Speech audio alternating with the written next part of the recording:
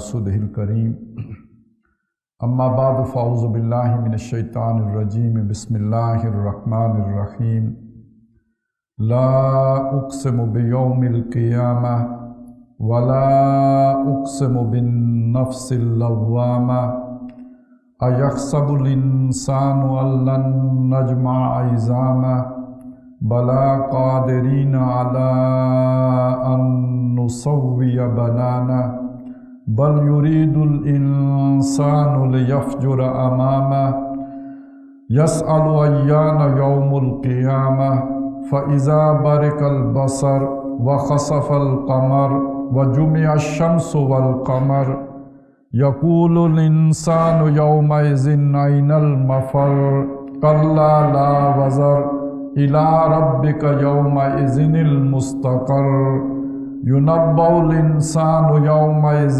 بما قدم وأخر بل الإنسان على نفسه بصيرة ولو ألقى معاذيرة لا تحرك به لسانك لتعجل به إن علينا جمعه وقرآنه فإذا قرأناه فاتبع قرآنه ثم إن علينا بيانه کلا بل تحبون العاجلہ وتذرون الآخرہ وجوہ یومئذ ناظرہ الی ربها ناظرہ ووجوہ یومئذ باسرہ تظن ان یفعل بها فاقرہ کلا اذا بلغت التراقی وقیل من راق وظن أنه الفراق والتفت الساق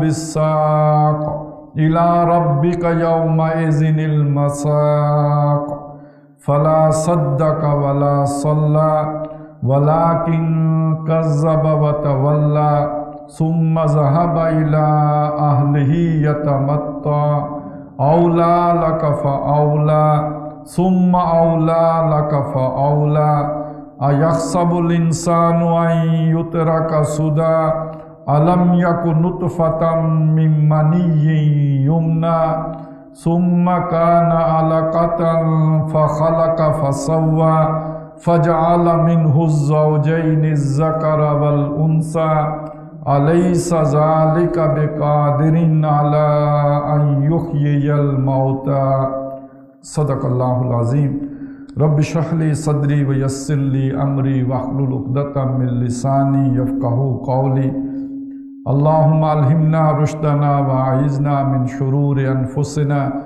اللہم ارنا الحق حقا وارزقنا اتباعہ وارنا الباطل باطلا وارزقنا اجتنابہ اللہم وفقنا لما تحب وترضى آمین یا رب العالمین۔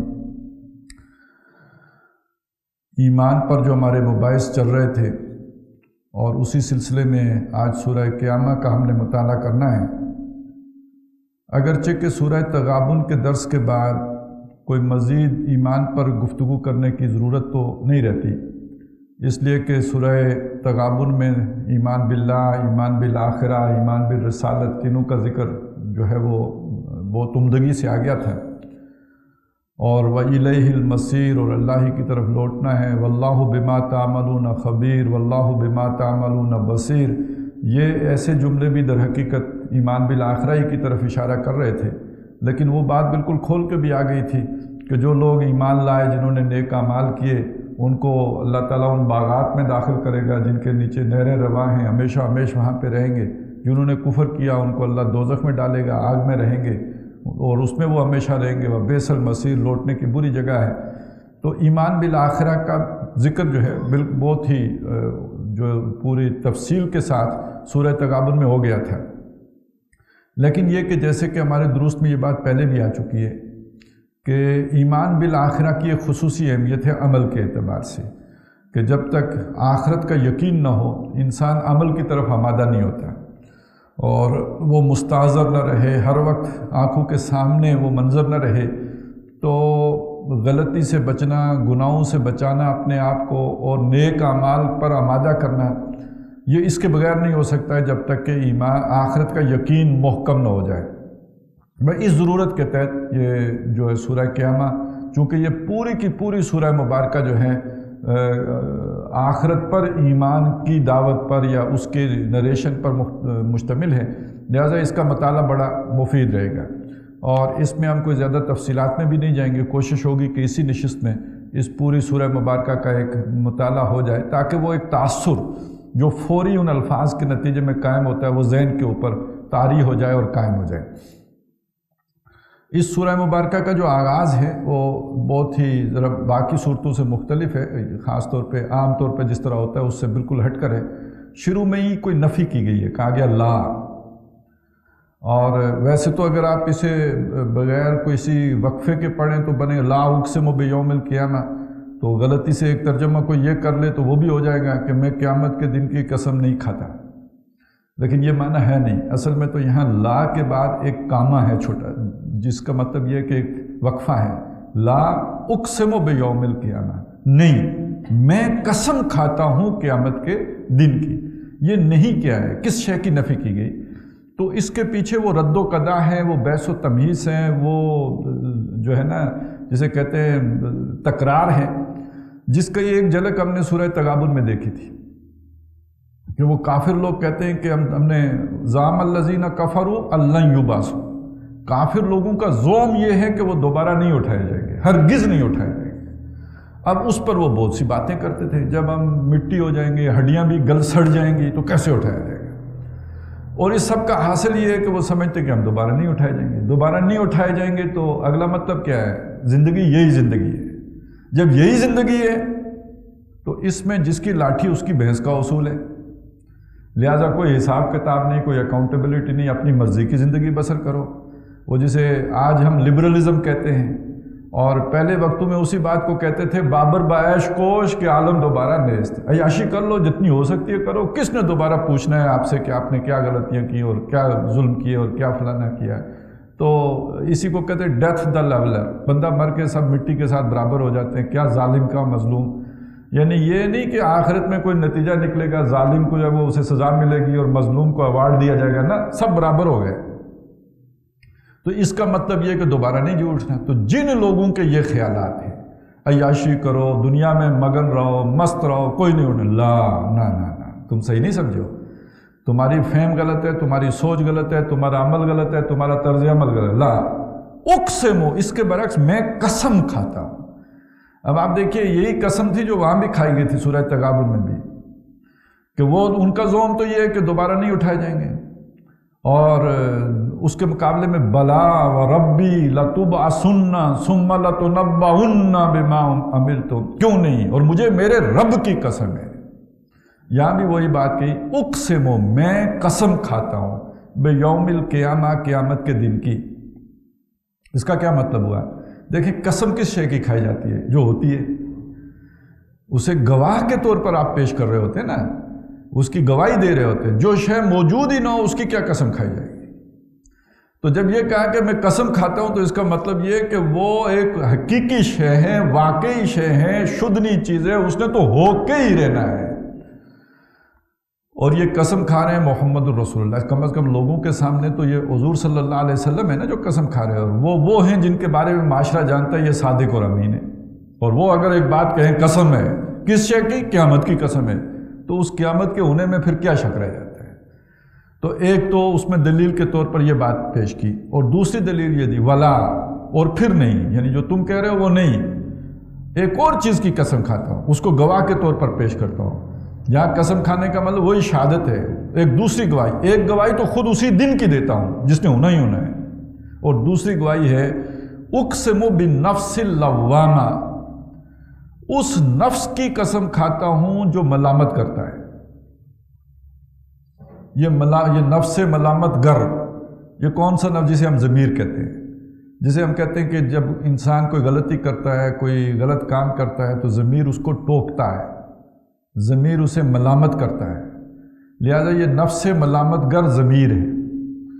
اور یہ اب دیکھیے ملامت کا مطلب کیا ہے کہ انسان کے اندر کوئی ایسا میکینزم رکھا گیا ہے کہ غلطی کے اوپر رڈار کھڑے ہوتے ہیں، وہ ٹوکتا ہے، روکتا ہے، وہ پرک کرتا ہے، یعنی چبن ہوتی ہے کہ یہ غلط کام میں نے کیا، جسے ہم آج کل یہ بھی گلٹی کانشیس ہوتا ہے بندہ. یہ کیوں ہوتا ہے کہ ہمارے اندر کوئی یہ جیسے ہوتا ہے نا پروگرامنگ میں کوئی شے شامل ہے. تو ہماری پروگرامنگ کس نے کی ہے؟ اللہ نے کی ہے. اس نے یہ اگر شے ہمارے اندر رکھی ہے تو بے مقصد تو نہیں رکھی. اگر ہم اپنی ضمیر کی آواز پہ لبیک نہ کہیں تو یہ ضمیر انسان کو پاگل بھی کر سکتا ہے. کتنے لوگ ہیں پاگل خانے پہنچ جاتے ہیں ضمیر کی خلش کی وجہ سے. لہٰذا ہم اپنے ضمیر کو مطمئن کرنے کے لیے کوئی نہ کوئی فلسفے بناتے ہیں، کوئی اس کے لیے عذر گناہ تراشتے ہیں. یہ سارا اپنے لیے ہی کرتے ہیں نا، دوسروں کو تو کوئی پوچھے گا تو بتائیں گے. سب سے پہلے اپنے ضمیر کو مطمئن کرنے کے لیے وہ سارے فلسفے ایجاد کرتے ہیں کہ یہ میں نے اس مجبوری سے کیا، اس وجہ سے کیا، اس فائدے کے لیے کیا، یوں کیا وہ کیا. تو یہ سارے دھوکے اپنے آپ کو دیے جا رہے ہوتے ہیں. یخادعون اللہ والذین آمنوا وما یخدعون الا انفسهم، وہ اپنے آپ کو دیے جا رہے ہیں. لیکن یہاں جو بات سمجھائی جا رہی ہے وہ یہ کہ اگر وہ ضمیر اندر رکھا گیا ہے تو اس کا اصل تقاضا کیا ہے؟ اسے دھوکہ دیا جائے؟ نہیں. اصل تقاضا یہ ہے کہ اس کی آواز پہ لبیک کہی جائے، اور جو غلط کام کیا گیا اس سے رجوع کیا جائے، توبہ کیا جائے، واپس پلٹا جائے. تو یہ تو تمہارے اپنے اندر قیامت کی گواہی موجود ہے کہ اگر وہ نیکی نہیں کرو گے تو ایک تو آخرت میں پکڑ ہے، یہاں خود تمہارے اندر کا ضمیر تمہیں پکڑ رہا ہے. تو یہ دو گواہیاں ہیں اس نیک رستے پر، بہتر رستے پر، برے رستے کو چھوڑنے کے لیے جو انسان کے سامنے پیش کی گئی. ایک قیامت کی گواہی، اور دوسری اس کے اندر موجود وہ جو قیامت کی ایک جو چھوٹی سی علامت ہے نفس ملامت گر، اس کو بطور گواہ کے پیش کیا گیا. اب اصل میں وہ اعتراض جو ان کا بنیادی اعتراض تھا کہ یہ دوبارہ ہوگا کیسے. دیکھیے آج یہ اعتراض اتنا انسان کے ذہن میں نہیں پیدا ہوتا.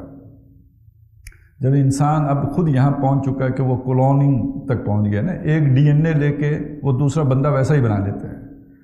تو اب وہ علی کل شیء قدیر ذات پر کیسے اعتراض کرے گا کہ وہ دوبارہ کیسے پیدا کرے گا؟ اب تو انسان اس چیز کے بہت قریب پہنچ چکا ہوا ہے. لیکن جس زمانے میں قرآن مجید نازل ہو رہا ہے اس زمانے میں انسانی عقل میں یہ بات آنے والی نہیں ہے. سمجھنا بہت مشکل ہے کہ دوبارہ کیسے ہوگا، بہت ہی کیونکہ ان کے سامنے بندہ مر کھپ گیا، اس کی گوشت بھی جو ہے وہ مٹی میں بدل گیا، ہڈیاں بھی گل سڑ گئیں. اب یہ کیسے بنے گا؟ کروڑوں سال ہو گئے جن لوگوں کو مرے ہوئے، وہ دوبارہ کیسے جی اٹھیں گے؟ یہ ان کی سمجھ میں نہیں آتا تھا.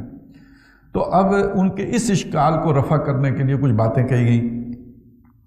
یحسب الانسان ان لن نجمع عظامہ، کیا انسان یہ سمجھتا ہے کہ ہم اس کی ہڈیاں جمع نہیں کر سکیں گے؟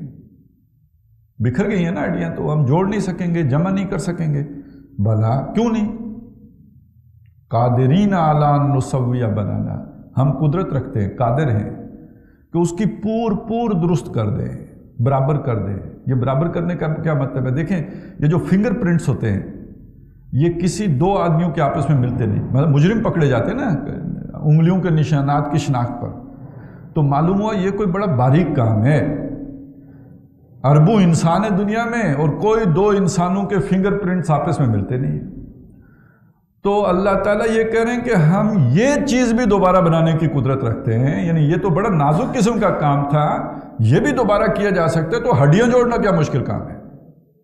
بلا کیوں نہیں، قادرین، ہم قدرت رکھتے ہیں، الا نسویہ بنانا، کہ ہم اس کی پور درست کر دیں.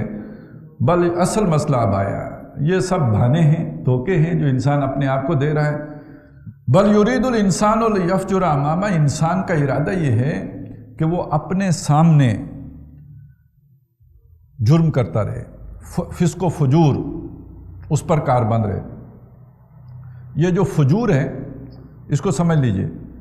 شیخ الہند جہاں پہ بھی فجور فاجر لفظ آئے گا اس کا ترجمہ کرتے ہیں ڈھٹائی. اصل میں لغوی معنی فجر کا یا فجور کا ہوتا ہے پھٹ جانا. فجر جو ہے نا پھٹنا، یعنی اندھیرا تھا وہ اندھیرا پھاڑ کر روشنی برآمد ہو گئی. فاجر پھٹا ہوا، اگر آپ پھٹنے والا، تو اس کا معنی ڈٹائی کیوں کیا؟ انسان کو جس فطرت پر اللہ تعالیٰ نے بنایا ہے اس میں نیکی ہے، اس کے اندر حیا ہے. وہ حیا اسے گناہ سے روکتی ہے. وہ جیسے کہا گیا نا حدیث میں کہ بے حیا ہو جاؤ پھر جو مرضی کرو. تو جب تک آپ کے اندر حیا ہے، حیا ایک بریک ہے. اس کے مقابلے میں جب بے حیائی آ جائے، بے شرمی آ جائے، حیا کی بریک کھل جائے، پھٹ جائے وہ چادر جو اللہ تعالیٰ نے جس میں انسان کو لپیٹا ہے، اب وہ آدمی بے شرم ہو کے جھوٹ بھی بولے گا، جھوٹ پر جو ہے وہ اکڑ بھی جائے گا، جھوٹ پر اصرار بھی کرے گا، گناہ بھی کرے گا، اور پوری بے غیرتی کے ساتھ اس گناہ پہ کاربند بھی رہے گا۔ تو یہ ہم اسے کہتے ہیں یہ ڈھٹائی کا عمل ہے۔ ایک بچہ ہوتا ہے نا، وہ اپنی جان بچانے کے لیے جھوٹ بولتا ہے، اور اگر آپ اس کا جھوٹ پکڑ لیں تو وہ پسینے میں شرابور ہو جاتے ہیں۔ تو اس نے جان بچانے کے لیے جھوٹ تو بولا، لیکن وہ ڈھیٹ نہیں ہے، اس کے اندر حیا کا مادہ ہے۔ جب اس کی چوری پکڑی گئی تو وہ ایک جسے ہم کہتے ہیں بے شرم ہو گیا، اس کو بالکل ہی وہ شرمندگی کے مارے جو ہے نا اس کے پسینے چھوٹ گئے۔ اس کے مقابلے میں اس شخص کا تصور کریں کہ جس کی چوری آپ نے پکڑ لی اور وہ پھر بھی اس کے بعد ڈٹا ہوا ہے۔ ہم کہتے ہیں بڑا بولڈ ہے، آج کل الفاظ بدل گئے نا، کہتے ہیں بڑے مضبوط اعصاب کا مالک ہے۔ تو جسے آج ہم کہتے ہیں نا بڑے مضبوط اعصاب کا مالک ہے، اس کو قرآن کہتا ہے بڑا ڈھیٹ آدمی ہے یہ۔ تو وہ لوگ جو برائی مسلسل کرتے رہتے ہیں، یعنی جنہوں نے اپنے شرم کی چادر پھاڑ دی ہے، جو بے حیائی پر ڈٹ گئے ہیں، جو اپنے لبرلزم پر اب فخر کرتے ہیں، ان کو جب آپ یہ ڈراوا دیتے ہیں کہ ایک دن حساب کتاب ہوگا، تو وہ اس ڈراوے میں کیوں آئیں؟ کیونکہ انہوں نے تو عیاشیاں کرنی ہے نا، بابر باعش کوش کے عالم دوبارہ نیست، لہذا وہ یہ ماننے کے لیے تیار نہیں ہوتے۔ اچھا، یہ اب چونکہ ہم مسلمان ہیں، ہم اسے نہ مانیں تو پھر تو ویسے ہی وہ کفر والا مسئلہ ہو جاتا ہے، تو ہم نے مان لیا ہے کہ دوبارہ اٹھیں گے۔ البتہ چونکہ عیاشی ہم بھی کرنا چاہتے ہیں، من موجی من مرضی کی زندگی ہم بھی بسر کرنا چاہتے ہیں، تو ہم نے کچھ دوسرے راستے نکالے۔ دوبارہ جئیں گے تو صحیح، اللہ کے سامنے پیشی تو ہوگی، لیکن یہ کہ اللہ بڑا غفور الرحیم ہے، محمد الرسول اللہ کے صدقے ہم سب کو معاف کر دے گا۔ یعنی ہم نے جو کرپشن کیے، جو ظلم کیے ہیں، جو دوسروں کی جو ہے جائیدادیں ہتھیائی ہیں، سب معاف ہو جائے گا۔ جو ہم نے حرام خوریاں کی ہیں سب معاف ہو جائیں گی۔ تو اب حرام خوریوں کی اجازت، جتنا فسق و فجور کریں اس کی اجازت ہو گئی، اسی سے آگے بڑھیں تو ہمارے سفارشی ہیں جو ہمیں بچا کے لے جائیں گے۔ یہ سارا آدمی کیوں گھڑتا ہے؟ اس لیے کہ دنیا کی زندگی اپنی مرضی کے مطابق بسر کرنا چاہتا ہے، اللہ کی مرضی کے مطابق نہیں بسر کرنا چاہتا ہے۔ تو یہ سارا یا بہانہ بنائے کہ دوبارہ جئیں گے ہی نہیں، یا بہانہ بنائے کہ وہاں ہمیں بچانے والے ہیں، یا بہانہ بنائے کہ اللہ بڑا غفور الرحیم ہے۔ اس سب کے پیچھے جو اصل چور ہوتا ہے وہ من موجی زندگی بسر کرنے کا ہوتا ہے۔ بل یرید الانسان لیفجر امامہ، یہاں ہو کی ضمیر اللہ کی طرف نہیں راجع ہے، خود انسان کی طرف۔ اپنے سامنے اس کے وہ جو ہے نا وہ رقص و سرود اور رنگ و بو سارا جو ہے وہ شراب و شباب سارا اس کے سامنے موجود رہے، وہ اس میں لت پت رہے اور اسی میں مگن رہے، وہ یہ چاہتا ہے۔ بل یرید الانسان لیفجر امامہ یسأل ایان یوم القیامہ۔ اب یہ جو سوال ہے نا، اس کے اندر بھی ڈھٹائی موجود ہے، یعنی وہ جسے ہم کہتے ہیں الٹا چور کو اتوال کو ڈانٹے، یعنی یہ تو انتہائی ڈھیٹ آدمی کا کام ہے کہ اس کا جرم پکڑ لیں اور اس کی چوری پکڑی جائے، اور پکڑنے والے کو وہ کہے کہ جناب آپ نے میرے اوپر سوء ظن کیا ہے، میں چوری کر سکتا ہوں۔ یہ تو انتہائی ڈھٹائی کی بات ہو گئی۔ تو اسی طرح کی بات یہاں پہ بھی آ گئی کہ وہ بجائے اس کے کہ جس اللہ کل شیء قدیر ہستی نے اسے بنایا ہے اس کی قدرت پر یقین کرے، وہ الٹا سوال اٹھاتا ہے کہ یہ کب ہوگا؟ آپ کہتے ہو نا وہ کر لے گا، چلیں مان لیا کر لے گا، کب کرے گا؟ ٹائم بتا دو۔ ایانا مرساہا، کہ یہ ہوگا کب؟ ایانا یوم القیامہ، یہ قیامت کا دن کس وقت اور کتنے عرصے کے بعد وقوع پذیر ہوگا؟ اب اس پہ تو ظاہر ہے یہ غصے کی بات ہے، بھڑکانے والی بات ہے، تو اللہ کا غضب بھڑک رہا ہے۔ فَإِذَا بَرِقَ الْبَصَرُ، تو جب آنکھیں چندیا جائیں گی، پتھرا جائیں گی، وَخَسَفَ الْقَمَرُ، اور چاند بے نور ہو جائے گا، وَجُمِعَ الشَّمْسُ وَالْقَمَرُ، اور سورج اور چاند جمع کر دیے جائیں گے، یہ آپس میں گتھم گتھا ہو جائیں گے، یہ چاند جا کے سورج میں جو ہے وہ غرق ہو جائے گا۔ یعنی وہ منظر اتنا ہولناک ہوگا کہ اس منظر کو دیکھ کر آنکھیں پتھرا جائیں گی، چاند گہنا جائے گا اور سورج اور چاند آپس میں جمع ہو جائیں گے، یہ کائنات جو ہے یہ لپیٹ دی جائے گی۔ اور یہ آج جو اکڑ کے کہتے ہیں نا کب ہوگا، یوم یقول الانسان یومئذ، یہ انسان اس دن کہے گا این المفر، کدھر بھاگوں؟ آج اکڑتا ہے، آگے سے سینہ تان کے بات کرتا ہے، تب کہے گا بھاگوں کدھر؟ کوئی بھاگنے کی جگہ ہے، جائے پناہ ہے، بھاگ کر کہاں جاؤں؟ کلا لا وزر، ہرگز نہیں، کوئی پناہ کی جگہ نہیں ہے، کہیں نہیں جا سکتے، دوڑ دوڑ کے جہاں جاؤ گے وہاں آگے جو ہے پکڑے جاؤ گے، یہ تو اللہ کی گرفت سے نکل نہیں سکتے۔ اِلیٰ رَبِّکَ یَوْمَئِذٍ الْمُسْتَقَرُّ، آج کے دن تیرے رب ہی کے پاس جا کے قرار پکڑنا ہے، جدھر بھی دوڑو گے آگے رب ہی کو پاؤ گے، جدھر بھاگو گے جس شے کو پناہ گاہ سمجھ کے، اللہ سے پناہ سمجھ کے جس میں گھسو گے، رب کی گرفت میں ہی آؤ گے، اسی کے پاس پہنچ کے رہو گے۔ اب یہ تو اس ڈٹائی کا جواب دیا نا، اور بڑے غضب کے ساتھ دیا کہ جب برق البصر و خسف القمر و جمع الشمس والقمر، اور حالت یہ ہو جائے گی غیر ہو کے کہ کدھر بھاگوں، یقول الانسان وَأَيْنَ الْمَفَرُّ كَلَّا لَا وَزَرَ إِلَىٰ رَبِّكَ يَوْمَئِذٍ الْمُسْتَقَرُّ۔ اب اگلا منظر ہے، اللہ کے سامنے پیشی ہے، حساب کتاب ہے۔ یہ وہ قیامت ہے جسے الساعہ کہا، یہاں تک اس کا نقشہ کھینچا ہے، یہ بساط لپٹ گئی۔ اب اصل والی قیامت آئی ہے جب کھڑے ہوں گے، قیام کہتے ہیں کھڑے ہونے کو، اب رب کے حضور کھڑے ہیں، اور کھڑے ہو کے ہوگا اگلا مرحلہ حساب کتاب کا۔ اچھا، ویسے حساب کتاب بھی بڑا مشکل عمل اس اعتبار سے ہے کہ ہمیں تو یہ یاد نہیں ہوتی کہ پرسوں کیا کھایا تھا، اور بڑا مشکل ہوتا ہے یہ بھی یاد رکھنا کہ جو کھایا تھا وہ آمدن کے ذرائع کیا تھے جس سے لے کے کھایا تھا، کس سے لے کے کھایا تھا، یہ سارا یاد ہمیں نہیں ہوتا۔ پھر بچوں کو کیا کھلایا، اتنی جو ہماری 60-70 سال کی زندگی ہے اس کی کئی تفصیلات، بلکہ اکثر تفصیلات ہم بھولے ہوتے ہیں۔ اب ایک ایسا ذہن جو اپنے بارے میں بھی نہیں جانتا پورا، اس کے اندر یہ بات کیسے سمائے کہ کئی ارب انسان، ان کا ایک ایک لمحہ اور ایک ایک پل کسی کو یاد ہو سکتی ہے۔ اتنے محدود سے ذہن میں اتنی بڑی بات بھی نہیں آتی، اگرچہ کہ وہاں سارا حساب پیش کر دیا جائے گا، جیسے کہ سورہ کاف میں آیا کہ جب انسان اپنا وہ اعمال نامہ دیکھے گا، ہر آدمی، تو اس کے دل کے اندر سے جو بات نکلے گی وہ یہ ہوگی کہ مال حاضل کتاب، یہ کیا کتاب ہے، کیا ریکارڈ ہے، کیا کمپیوٹر ہے، لا یغادر صغیرۃ ولا کبیرۃ الا احصاها، اس نے نہ کوئی چھوٹی بات چھوڑی ہے نہ بڑی، مگر سب شامل کر کے رکھی ہوئی ہے، سب گن کے رکھی ہوئی ہے، کوئی شے باقی بچی نہیں میری زندگی کی جو میرے سامنے پیش نہ کر دی گئی ہو۔ تو وہ تو ساری جزیات، ساری کلیات ساری سامنے لے آئی جائیں گی، لیکن یہ کہ انسان کو سمجھانے کے لیے ایک بات کہی گئی کہ دیکھو حساب کتاب کرنا کوئی مشکل کام نہیں ہے، ایک موٹا حساب ہم نے کرنا ہے، بڑا حساب۔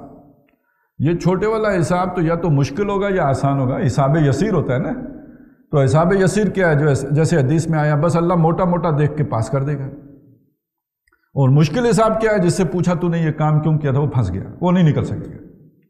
لیکن آخر یہ مشکل کس کا ہوگا اور آسان حساب کس کا ہوگا، اس کی بھی تو کوئی بنیاد ہوگی نا، وہ بنیاد یہاں بیان کی، یُنَبَّأُ الْإِنسَانُ یَوْمَئِذٍ بِمَا قَدَّمَ وَأَخَّرَ، متنبع کر دیا جائے گا اس دن انسان کو کہ اس نے کیا آگے رکھا، کیا پیچھے رکھا، کیا مقدم کیا، کیا مؤخر کیا۔ اس کے دو معنی ہو سکتے ہیں، ایک معنی یہ ہے مقدم کرنا یعنی جس کو آگے بھیج دیا، اور مؤخر کرنا جو پیچھے رہ گیا، یعنی آگے نیک اعمال جاتے ہیں یا برے اعمال جاتے ہیں، اور جو پیچھے رہ جاتے ہیں وہ دنیا کی محنت ہوتی ہے، مکان بنایا ہے، کیریئر بنایا، جو کچھ بھی بنایا یہ پیچھے رہ جاتا ہے، یہ ساتھ نہیں جاتا، یہ ادھر ہی رہ گیا۔ نیک یا برے اعمال ہیں وہ جو آگے جائیں گے۔ اور دوسرا معنی جو ہو سکتا ہے وہ یہ کہ تمہاری ترجیح اول کیا تھی، دین ترجیح اول تھا یا دنیا ترجیح اول تھی، اللہ رسول، اللہ کی راہ میں محنت، جہاد، اللہ کا دین، وہ ترجیح اول تھی، یا رشتہ دار، مال و متاع، دنیا کے تعلق، یہ تمہاری ترجیح اول تھی۔ تمہاری ترجیح کیا تھی، اول و آخر کیا تھا، مقدم یعنی تمہارے سامنے کیا تھا جس طرف تم نے رخ کیا ہوا تھا، مؤخر تمہارے پیچھے کیا تھا جس کو تم نے پیٹھ کے پیچھے پھینکا ہوا تھا۔ تو اتنا موٹا سارا حساب ہے تمہاری زندگی میں، تمہاری پیٹھ کے پیچھے کیا تھا، اللہ، رسول، قرآن، کتاب اگر پیٹھ کے پیچھے تھی اور تمہارا رخ اپنے رشتوں، ناتوں، تعلق داروں ان کی طرف تھا، بس اتنی ساری بات، لمبا چوڑا حساب لینے کی ضرورت ہی نہیں، موٹا حساب یہ اسی میں پکڑے گئے۔ تو اس دن انسان کو بتا دیا جائے گا اس نے مقدم کسے رکھا، مؤخر کسے کیا، یعنی ترجیح اول پر کس کو رکھا اور ترجیح دوم پر کس کے رکھا۔ اصل حساب تو یہ اب اپنے گریبان میں جان کے حیران نہیں سوچ رہے کہ میری ترجیح کیا ہے۔ انی وجہت وجہی للذی فطر السماوات والارض، چہرہ تو اس کی طرف موڑنا ہے نا جس نے آسمان اور زمین بنائے، آگے اس کو رکھنا ہے، باقی سب پیچھے۔ اور یہی آپ کو معلوم ہے کہ نماز کے حوالے سے جب ہم کہتے ہیں نا تکبیر اولیٰ کہتے ہیں تو یہی اس کی حکمت بیان کی جاتی ہے نا کہ گویا ساری دنیا پیچھے پھینک دی، میں نے اپنا رخ اللہ کی طرف کر لیا۔ تو پوری زندگی کس کے لیے بسر کی ہے؟ میری زندگی کا مقصد تیرے دین کی سرفرازی میں، اسی لیے مسلمان میں، اسی لیے نمازی، اور ہم تو جیتے ہیں کہ دنیا میں تیرا نام رہے، کہیں ممکن ہے کہ ساقی نہ رہے، جام رہے۔ اگر یہ زندگی ہے تو پھر یہ ترجیح آپ نے دین کو دی ہے، اور یہی بتایا جائے گا ٹھیک ہے آپ نے دین کو ترجیح دی تھی۔ پھر اگر کچھ اس میں کمیاں بیشیاں ہیں تو کفر عنہم سیئاتہم، ان کو معاف کر دیا جائے گا، یہ حساب یسیر ہو جائے گا۔ اور اگر یہاں پہ ترجیح میں دین نہیں ہے تو پھر باریک حساب ہے، اور باریک حساب جس کا ہوا وہ پھنس گیا، وہ نہیں بچ سکتا۔ تو يُنَبَّأُ الْإِنسَانُ يَوْمَئِذٍ بِمَا قَدَّمَ وَأَخَّرَ بَلِ الْإِنسَانُ عَلَىٰ نَفْسِهِ بَصِيرَةٌ۔ یہ حساب کتاب بھی نہ بھی ہو تو کوئی ضرورت نہیں ہے، بتانے کی بھی ضرورت نہیں ہے۔ انسان اپنے نفس کے بارے میں بصیرت رکھتا ہے، اسے خود پتہ ہے میں کیا ہوں، کتنے پانی میں ہوں، نیک رخ پہ چلنے والا ہوں یا بد رخ پہ چلنے والا ہوں، کامیاب ہونے والا ہوں کہ ناکام ہونے والا ہوں، خود اس کے اندر اس کی گواہی موجود ہے۔ وہی وہ جو نفس لوامہ اندر رکھا ہوا ہے، ضمیر ہے، وہ اسے بتا دیتا ہے کہ تم کتنے پانی میں ہو، تمہاری ترجیح کیا ہے۔ یہ حساب باہر سے کرنے کی ضرورت نہیں ہے، خود وہ اپنے اندر بھی جھانک کے دیکھ سکتا ہے کہ اس کی ترجیح کیا تھی، اسے خوب پتہ ہے۔ وَلَوْ أَلْقَىٰ مَعَاذِيرَ، خواہ وہ کتنی معذرتیں پیش کرے۔ اصل میں ہوتا یہ ہے کہ انسان کو پتہ ہوتا ہے کہ میں غلط کر رہا ہوں، لیکن اس کے ساتھ پھر وہ اپنی معذوریاں بیان کرتا ہے، عذر پیش کرتا ہے، عذر گناہ پیش کرتا ہے کہ یہ تو میں اس لیے کر رہا ہوں، یہ مجبوری ہے، آخر یہ پرابلم ہے، اس کا کیا حل نکالوں گا، تو اس مجبوری کی وجہ سے میں نے اس اصول کو ترک کر دیا ہے، دین کے اس حکم کو پس پشت ڈال دیا، مؤخر کر دیا ہے، سامنے مجھے یہ عذر یا مجبوری آ گئی ہے۔ تو پتہ تو ہوتا ہے کہ میرا رخ کدھر ہے، باشعور مخلوق ہے، اللہ تعالیٰ نے انسان کو شعور بخشا ہے، وہ جانتا ہے کہ میرا جو ہے رخ کس طرف ہے، لیکن یہ کہ بہانے بنا لیتا ہے۔ اور یہ بہانے بڑے خوبصورت بہانے بھی ہوتے ہیں، یعنی یہ میں نے تو آپ کے سامنے بڑے جو ہے نا بچپنے والے بہانے رکھے نا، بچگانہ قسم کے، یہ بڑے بڑے فلسفوں کی صورت میں ہوتے ہیں۔ آپ اگر سورہ انعام میں دیکھیں نا تو ایک وہاں پہ پورا ایک مضمون ہے، وہ اپنی جگہ پہ ایک بہت اہمیت کا حامل مضمون ہے، سمجھنے کی ضرورت ہے کہ جب بھی کوئی نبی یا رسول آیا تو اس کے مقابل عدوًا شیاطین الجن والانس کھڑے کیے۔ وَكَذَلِكَ جَعَلْنَا لِكُلِّ نَبِيٍّ عَدُوًّا شَيَاطِينَ الْجِنِّ وَالْإِنسِ، اللہ فرماتے ہیں جب بھی نبی بھیجا اس کے مقابلے میں ہم نے ہمیشہ اس کے دشمن جن اور انس بنا کر کھڑے کیے۔ اور یہ جو جن و انس ہیں، یوخی بعضهم الی بعض زخرف القول غرورا، یہ ایک دوسرے کی طرف وہی کرتے ہیں۔ زخرف القول، زخرف کہتے ہیں سونے کو، آپ کو معلوم ہے زخرف القول کیا ہوگا، جسے لفظی ترجمہ ہوگا بات وہ کہ جو سنہری قسم کی بات ہو، جسے ہم کہتے ہیں ملمہ کی ہوئی بات، وہ لچھے دار گنڈے دار باتیں جو بڑی چکنی چپڑی ہوتی ہیں۔ ہم نے دنیا میں دیکھے نا کہ ادیب قسم کے لوگ ہوتے ہیں، شاعر قسم کے لوگ ہوتے ہیں۔ اچھا یہ جو بعض ہوتے ہیں جن کو ذرا مہارت ہوتی ہے فن خطابت کی، تو وہ بندے کو سمجھ آئے نہ آئے بندہ تقریر سنتا ہی چلا جاتا ہے، الفاظ ہی اس طرح موتی پروتے ہیں وہ اپنی کہ بندہ جو ہے کان ادھر لگ جاتے ہیں۔ ان یقولوا تسمع لقولہ، جب وہ بات کریں تو آپ کے کان اس کو سننے پہ ہنس لیتے ہیں، مزہ لیتے ہیں، اتنی خوبصورت بات ہوتی ہے۔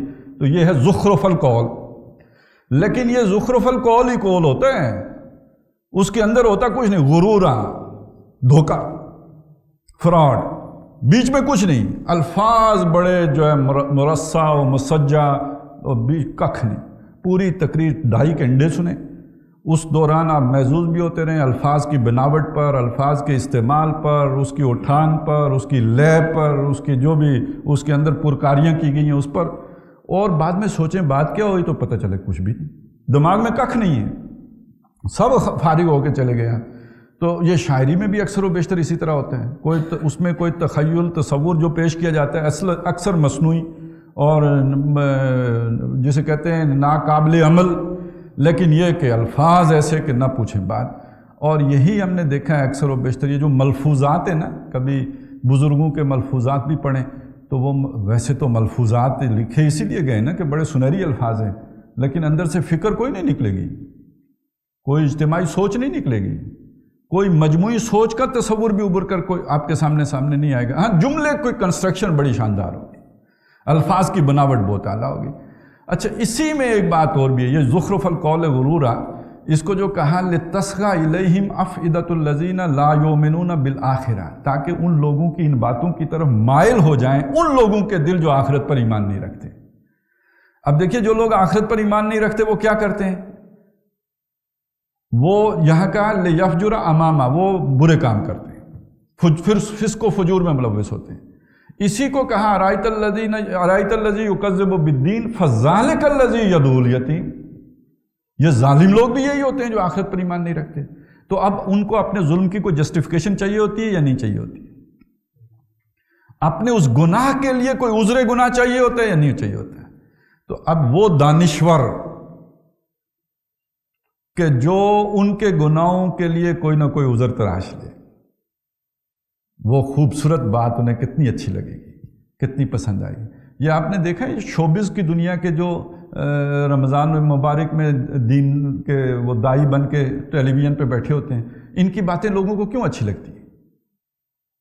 بس زخرف القول غرور ہیں، بس وہ ساتھ مذہبی ہیں۔ اسی میں آپ ان دانشوروں کو بھی شامل کر لیں جو ہفتے کے دن مچھلیاں پکڑنے کے طریقے نکال کے بتاتے رہتے ہیں۔ اب مچھلیاں تو میں نے پکڑنی ہی ہے نا، اس کے بعد بغیر گزارے نہیں ہے۔ اب دل کے اندر ایک چبھن ہے، ایک ضمیر کی ملامت ہے کہ یہ تم غلط کام کر رہے ہو، اور ایک اللہ تعالیٰ نے مجھے بہت پڑھے لکھے سمجھدار روشن خیال مفتی صاحب عطا کر دیے، جنہوں نے کہا نہیں یہ کوئی غلط کام نہیں ہے، مولوی صاحب کو سمجھ صحیح نہیں آئی ہے، اصل میں تو یہی دینداری ہے اور اس سے آپ کے دین کا کوئی نقصان نہیں ہوتا۔ اب یہ جملے سن کے جو مجھے سکون محسوس ہوگا اور اس کے بعد جو میں ان کو پریز کروں گا، آپ اس کا اندازہ لگا سکتے ہیں۔ تو یہ سارے جو دانشور بھی مشہور ہوتے ہیں اکثر و بیشتر، تو اس کے پیچھے تو یہی زخرف القول غرور کا فن ہی ہوتا ہے۔ تو یہ انسان بھی بہانے بنا لیتے ہیں، اور کچھ شیاطین انسان ہوتے ہیں جن کی شیطانوں کے ساتھ دوستیاں ہوتی ہیں، وہ ان کی طرف وہی کرتے ہیں اس طرح کے بہانے۔ جب یہ بہانے لوگوں کو سنائے جاتے ہیں تو وہ ان کو فوراً قبول کر لیتے ہیں۔ وَلَوْ أَلْقَىٰ مَعَاذِيرًا۔ تو اب یہ یہاں تک تو ایک بات سامنے آ گئی کہ پہلی بات جو آئی وہ یہ کہ یہ بساط لپٹے گی اور یہ سارے سوالات پھر اڑ جائیں گے، اور دوسری بات یہ کہ اللہ کے سامنے پیشی ہوگی اور حساب کتاب مشکل نہیں ہوگا۔ اب آئی تیسری بات کہ انسان کی ایک کمزوری ہے، وہ جیسے ہوتا ہے نا کہ اس کی بناوٹ کے اندر، خلقت کے اندر ایک کمزوری ہے، اور وہ کمزوری ہے جلد بازی کی۔ انسان جلد باز واقع ہوا ہے۔ اب اس جلد بازی کا ایک نتیجہ یہ نکلتا ہے کہ قیامت تو بعد میں آنی ہے، جنت بعد میں ملنی ہے، دنیا کا سودا نقد و نقدی ہے۔ اس نقد و نقدی کے چکر میں یہ دنیا کے زلف گراگیر کا اسیر ہو جاتا ہے، آخرت کو مؤخر کر دیتا ہے۔ اس کا تعلق ہے اس کو تقدیم و تاخیر سے۔ وہ جو کہا تھا نا بما قدم مؤخر، کس کو مقدم رکھتا ہے کس کو مؤخر کرتا ہے۔ تو انسان دنیا کو مقدم کر دیتا ہے، آخرت کو مؤخر کر دیتا ہے۔ کیوں؟ کہ یہ جلد باز ہے۔ اسے اگر 9 نقد مل رہے ہوں تو یہ انہیں پسند کرتا ہے 13 ادھار کے مقابلے میں۔ اور یہ انسان کی ایک سوچ ہے، اس کی خلقی کمزوری ہے جو اس میں موجود ہے۔ اب یہ بات سمجھانے کے لیے دیکھیے واقعہ کیا کوٹ کیا ہے، کس کو مثال کے طور پر پیش کیا ہے؟ جناب محمد الرسول اللہ کو صلی اللہ علیہ وسلم، کہ یہ اتنی کامن شے ہے کہ اس سے انبیاء بھی، ان کو بھی رستگاری نہیں ہے۔ صرف اس فرق کے ساتھ ہوتا ہے کہ وہ اس جلد بازی کا مظاہرہ نیکی کے لیے کرتے ہیں، عام لوگ یہ بھی خیال نہیں کرتے، لیکن جلد باز تمام کے تمام انسان ہیں۔ حضرت موسیٰ علیہ السلام کا بھی ذکر آتا ہے قرآن مجید میں کہ وہ اللہ نے بلایا تھا کوہ طور پر، وہ ایک دن پہلے آ گئے، جس دن بلایا ہوا تھا اس سے ایک دن پہلے آ گئے اللہ سے ملاقات کے شوق میں، تو وہ ایک دن کا انتظار ان پر گراں تھا، وہ اس سے پہلے ہی وہاں پہ پہنچ گئے۔ تو انسان بنیادی طور پر جلد باز ہے۔ اب اسی کے حوالے سے نبی اکرم صلی اللہ علیہ وسلم کو پہلے ایک بات سمجھائی کہ لا تحرک بہ لسانک لتعجل بہ۔ اے نبی صلی اللہ علیہ وسلم، آپ اپنی زبان کو حرکت نہ دیں کہ آپ اس قرآن مجید کو جلدی جلدی سیکھ لیں. یعنی حضور صلی اللہ علیہ وسلم چاہتے تھے قرآن مجھے جلدی مل جائے. اچھا، اس کی یہ پورا مضمون ایک تمہید بھی بن جائے گا جو اس سے پہلے ہم نے پڑھا کہ حضور صلی اللہ علیہ وسلم کا یہ شوق، جس سے کہ ان کے اندر ایک وہ پریشانی بھی پیدا ہو جاتی تھی کہ قرآن مجھے سارے کا سارا جلدی جلدی کیوں نہیں مل رہا ہے، تو یہ ساری بات کہہ کے حضور کو تسلی دی گئی کہ دیکھیے آپ کو اس معاملے میں جلدی نہ کرنی چاہیے، جو سہج پکے سو میٹھا ہو. تو ہم اپنے حکمت کے مطابق یہ قرآن درجہ بدرجہ آپ تک پہنچائیں گے، آپ اسے جلدی نہ کیجیے. اور دوسرے اعتبار سے دیکھیں تو یہ ایک مضمون چل رہا ہے، اس میں ضمناً نبی اکرم صلی اللہ علیہ وسلم کا بھی ذکر کر کے انسان کو سمجھایا جا رہا ہے کہ تم جلد باز ہو. انسان جلد بازی کرتا ہے، یہ اس کی خلقی کمزوری ہے. اور سمجھانے کا مقصد کیا ہے؟ اپنی اس کمزوری پر قابو پانے کی کوشش کرو. یہ تمہاری کمزوری تمہیں دنیا دار نہ بنا دے کہ آخرت جو بعد میں ملنے والی ہے جو اچھی ہے، اس کی جگہ پہ یہ دنیا جو اس سے کمتر ہے لیکن جلدی ملتی ہے، تو کہیں تم اس کے شکار نہ ہو جاؤ. تو اے نبی صلی اللہ علیہ وسلم، آپ اپنی زبان کو حرکت نہ دیں تاکہ آپ اس قرآن کو جلدی سے سیکھ لیں. ان علینا جمعہ، بے شک اس قرآن مجید کو جمع کرنا ہم پر ہے، یہ ہماری ذمہ داری ہے کہ ہم اسے آپ کے سینہ مبارک میں جمع کر دیں. اس میں یہ بھی اشارہ ہے کہ حضور صلی اللہ علیہ وسلم کو اللہ تعالیٰ نے اس مشقت میں نہیں ڈالا کہ آپ کو قرآن سیکھنے میں کوئی مشقت اٹھانی پڑے، کوئی دشواری اٹھانی پڑے، جیسے ہمارے حفاظ کو جس طرح محنت کرنی پڑتی ہے. اس مشقت میں اللہ نے نہیں ڈالا، بلکہ ان کو تسلی دے دی یہ ہمارے ذمے ہے، اس کو جمع کر دیں گے آپ کے سینے میں، اس کو آپ کے دل میں محفوظ کر دیں گے. وقرآن، اور صرف محفوظ ہی نہیں کر دیں گے، پڑھا بھی دیں گے. بعض اوقات ایک چیز یعنی وہاں پہ جمع بھی ہوگا، یہ قرآن کے دونوں معنی ہیں، قاری سے بھی ہو سکتا ہے قرات کرا دینا، اور قرآن کا ایک معنی جمع کرنا بھی ہے. تو جہاں جمع کا لفظ پہلے آ گیا انا علینا جمعہ، اس کو جمع کر دینا، وقرآن، اور پڑھا دینا. بعض اوقات ایک چیز دل میں ہوتی ہے، تلفظ کرنے میں ذرا رکاوٹ ہو جاتی ہے، وہ دل کے جو خیالات ہیں وہ الفاظ کی صورت نہیں دار پاتے، تو ایسا بھی نہیں ہے، ہم الفاظ کی صورت میں آپ کے سینہ مبارک میں اس کو جمع کر دیں گے اور اس کو پڑھا بھی دیں گے، آپ کی زبان مبارک پر بھی جاری کر دیں گے. فَإِنَّمَا يَسَّرْنَاهُ عَلَى لِسَانِكَ، بے شک اس قرآن کو ہم نے آپ کی زبان پر بھی آسان کر دیا، چلا دیا ہے، آپ روانی کے ساتھ اسے پڑھ لیتے ہیں، کوئی روک رکاوٹ اس میں نہیں ہوتی آپ کو محسوس. تو اِنَّا عَلَيْنَا جمع، ہمارے ذمے ہے اس کو جمع کرنا، وَقُرْآنَ، اور اسے پڑھوانا. فَإِذَا قَرَأْنَاهُ، تو جب ہم اس کو پڑھیں، اب وہ جو حضرت جبریل علیہ السلام نبی اکرم صلی اللہ علیہ وسلم کے سامنے آ کے پڑھ رہے ہیں، فَاتَّبِعْ قُرْآنَ، تو آپ اس پڑھنے کی اتباع کریں، اس کے ساتھ ساتھ پڑھتے چلے جائیں، آپ جلدی کرنے کی کوشش نہ کریں. ثُمَّ إِنَّ عَلَيْنَا بَيَانًا، اس کے بعد اس کو بیان کروا دینا بھی ہمارے ذمہ ہے. یعنی حضرت جبریل کے پیچھے پیچھے پڑھنا اور پھر لوگوں کے سامنے جا کے اسے بیان کرنا، اس کی تبیین کرنا بھی اس میں شامل ہو جائے گا. یعنی اس کی وضاحت کرنا، ایک تو اس کے وہ الفاظ دہرا دینا لوگوں کے سامنے، پھر اسے کھول دینا کہ ان الفاظ کے معنی کیا، اس کی تفسیر کر دینا، اس کا جو پورا ایک حکم اگر آیا ہے تو اس حکم پر عمل درآمد کرنے کا طریقہ سمجھا دینا. یہ بھی سب کا سب ہمارے ذمے ہے کہ ہم آپ کو سکھا دیں گے. اس کی پریشانی آپ بالکل نہ لیں، اس کا بوجھ آپ نہ لیں، اور اس کے لیے آپ جلدی نہ کریں. اب یہ نبی اکرم صلی اللہ علیہ وسلم کی ذاتی زندگی کی ایک مثال پیش کر کے انسان کے سامنے اب وہ اصول بیان کیا گیا ہے کہ کلا بل تحبون العاجلہ، لیکن اے لوگو تم سب کے سب عجلت ہی کو پسند کرنے والے ہو، عجلت ہی سے محبت کرنے والے ہو. اب یہاں اس عاجلہ سے مطلب صرف دنیا ہی نہ لیں، ہر آدمی جلد باز ہے، وہ اصول اب آ گیا. اور چونکہ دنیا جلدی مل جاتی ہے، یہ نقدی ہے، لہذا آخرت کے مقابلے میں اس کو مقدم کر لیتا ہے، اس کو آگے رکھ لیتا ہے. تو کلا بل تحبون العاجلہ، تو نہیں بلکہ تم جلد بازی کو پسند کرتے ہو، اس پر فریفتہ ہو جاتے ہو. وَتَذَرُونَ الْآخِرَةَ، اور جو بعد والی ہے، آخر آنے والی سیکنڈ، اس کو تم چھوڑ دیتے ہو، اس سے صرف نظر کر لیتے ہو، اس کو پیچھے ڈال دیتے ہو، وہ نیکسٹ ہو جاتی ہے.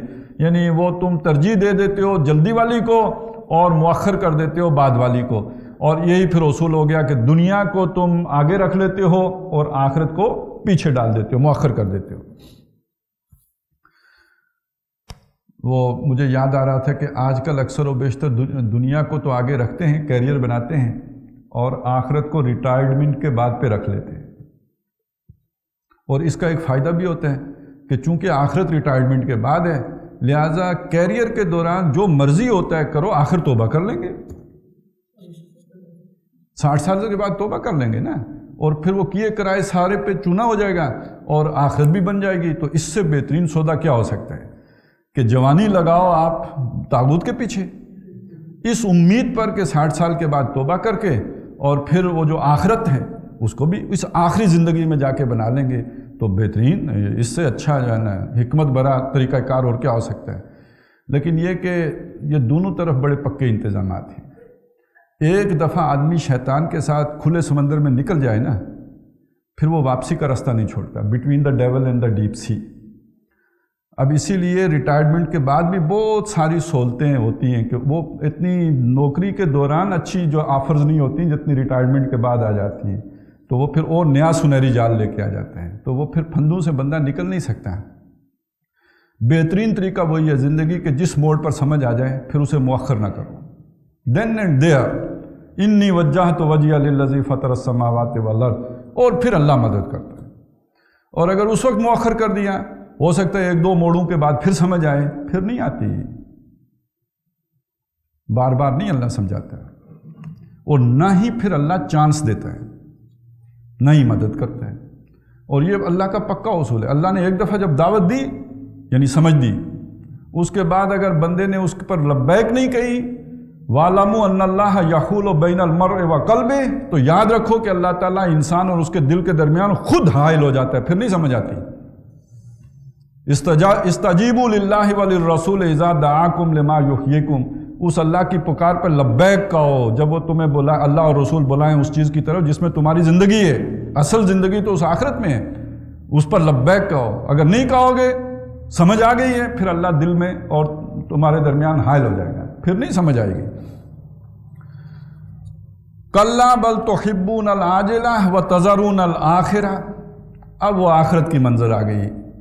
وجوہ یومئذ ناظرہ، چہرے ہوں گے اس دن کچھ تر و تازہ، چمکتے دھمکتے، مطمئن، خوش و خرم، الی ربہا ناظرہ، اپنے رب کی طرف دیکھتے ہوئے ہوں گے۔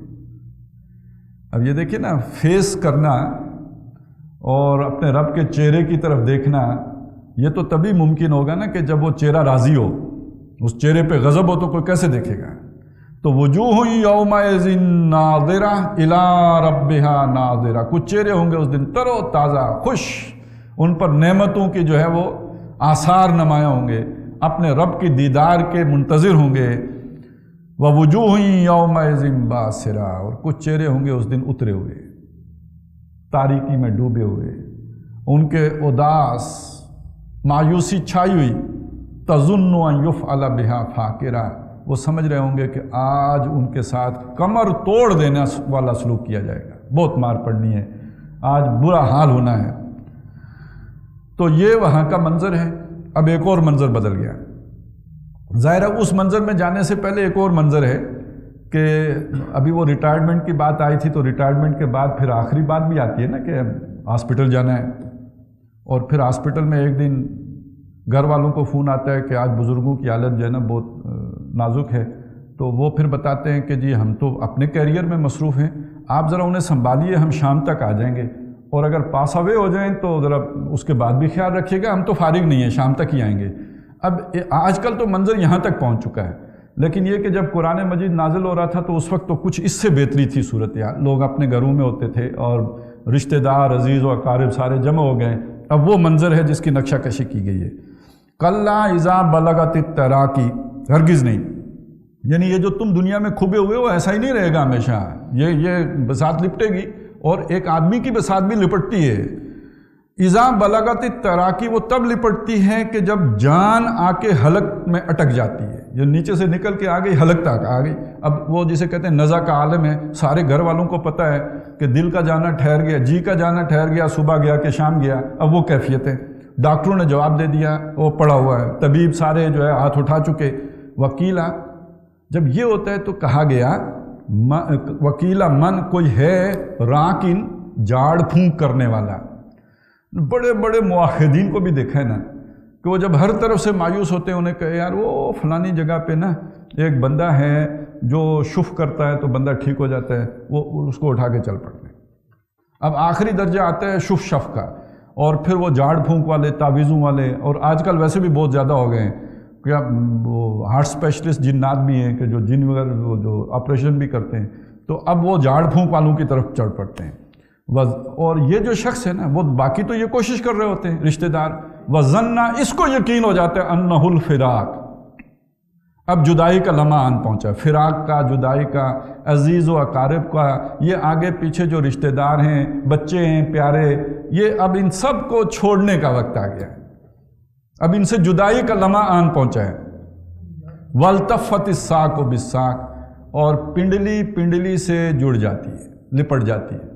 یہ پنڈلی ہر وقت حرکت میں رہتی ہے، بھاگ دوڑ ہے، ایکٹیویٹی ہے اور محنت ہے، لیکن یہ موقع آتا ہے کہ اب پنڈلی پنڈلی سے لپٹ گئی ہے، حرکت اس میں ختم ہو گئی ہے، اب کوئی تمنا بھی نہیں رہی ہے، اب کوئی جسے کہتے ہیں نا امنگ بھی نہیں ہے، آرزو بھی نہیں ہے، مایوسی ہو گئی ہے. بلکہ بعض تو ایسا بھی مشاہدہ ہوا ہے کہ انتہائی جو پیارے ہوتے تھے، وہ بچہ جو بہت سب سے زیادہ اچھا لگتا تھا اس کو بھی دیکھنے کو دل نہیں کرتا لوگوں کا، وہ بھی کہتے ہیں پیچھے ہٹاؤ اس کو. تو اب وہ دنیا سے دل وچاٹ ہو گیا. وَالْتَفَّتِ السَّاقُ بِالسَّاقِ إِلَىٰ رَبِّكَ يَوْمَئِذٍ الْمَسَاقُ، آج تو تمہارے رب کے ہاں ہی پکڑ کے لے جانا ہے. یہ مساق میں یہ سوق اور سائق گھسیٹنے کا عمل بھی شامل ہے، یعنی گرفتار کر کے یا پکڑ کے جیسے بھی آپ کہہ لیں رب کے حضور ہی پہنچایا جانا ہے. اب تو وہاں پہنچنا ہے.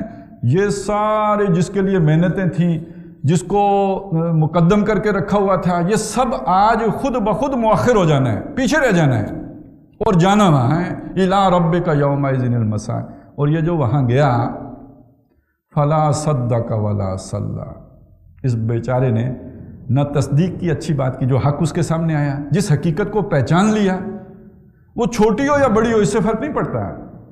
فَلَا صَدَّقَ، اس کی تصدیق نہیں کی، اس کا اعلان نہیں کیا، اسے مانا نہیں، تسلیم نہیں کیا، اور لوگوں کے سامنے اس کا اعلان نہیں کیا.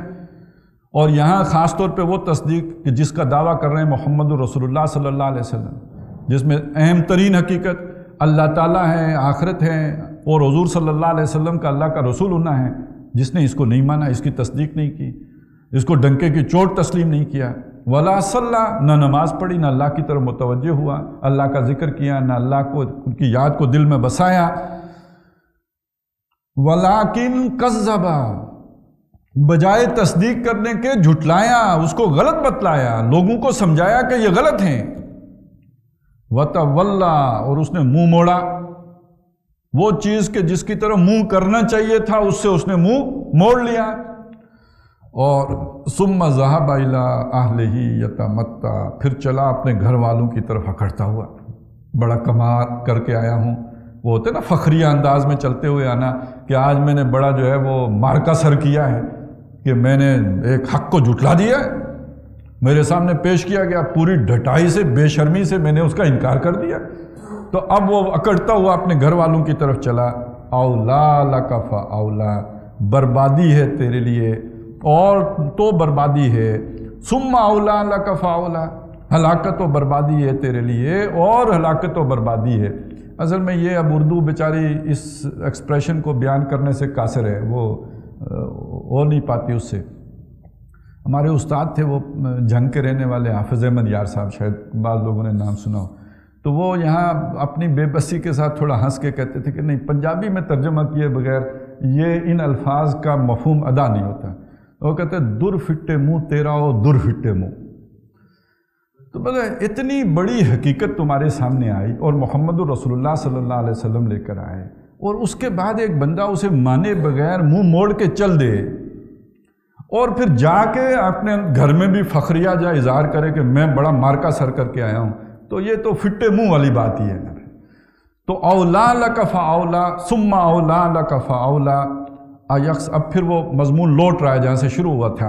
ایحسب الانسان ان یترک سدی. ایک سوال پھر، سرچنگ کوسچن، کیا انسان یہ سمجھتا ہے کہ وہ یوں ہی چھوڑ دیا جائے گا؟ اب اس کا تعلق ہوگا اس کے ساتھ، بل یرید الانسان لیفجر امامہ، انسان یہ چاہتا ہے کہ برائیاں کرتا رہے، یہ جو جوانی کی مستیاں ہیں یہ برقرار رہیں، رہنے دو ابھی ساغر و مینا میرے آگے، انسان یہ چاہتا ہے۔ تو کیا انسان یہ سمجھتا ہے کہ یہ رنگینیاں ہمیشہ رہیں گی، یوں ہی چھوڑ دیا جائے گا عیاشی کر، جیسے کہ کسی جانور کو چھوڑ دیا جائے چراگاہ میں، اسی طرح یہ چھوڑے رکھا جائے گا یہاں پہ بغیر پکڑے، اس کی کوئی گرفت نہیں ہوگی؟ بل یحسب الانسان ان یترک سدی، اور یا یہ کہ اس میں یہ بھی شامل کر لیں کہ یہ مر جائے گا تو اسے کوئی پوچھے گا ہی نہیں، یوں ہی چھوڑ دیا جائے گا قبر میں اور کوئی اسے کھڑا کر کے نہیں پوچھے گا۔ الم یکن نطفۃ من منی یمنی، یہ سمجھتے ہیں نا آج کہ یہ کیسے دوبارہ بنائے گا؟ کیا یہ انسان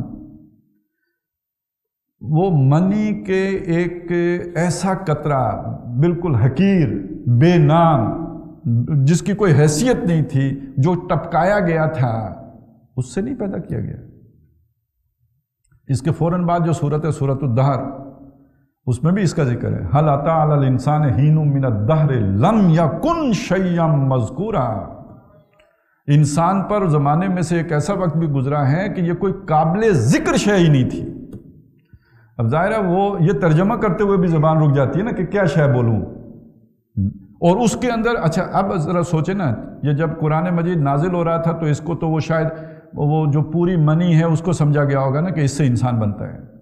آج ہمیں معلوم ہے کہ اس کا بھی وہ حصہ کہ جو آنکھ سے نظر ہی نہیں آتا، ایک چھوٹا سا حقیر کیڑا، یہ وہ انسان ہی تھا نا جو گرو کر کے نشو نما پا کے یہ سارا کچھ بن گیا۔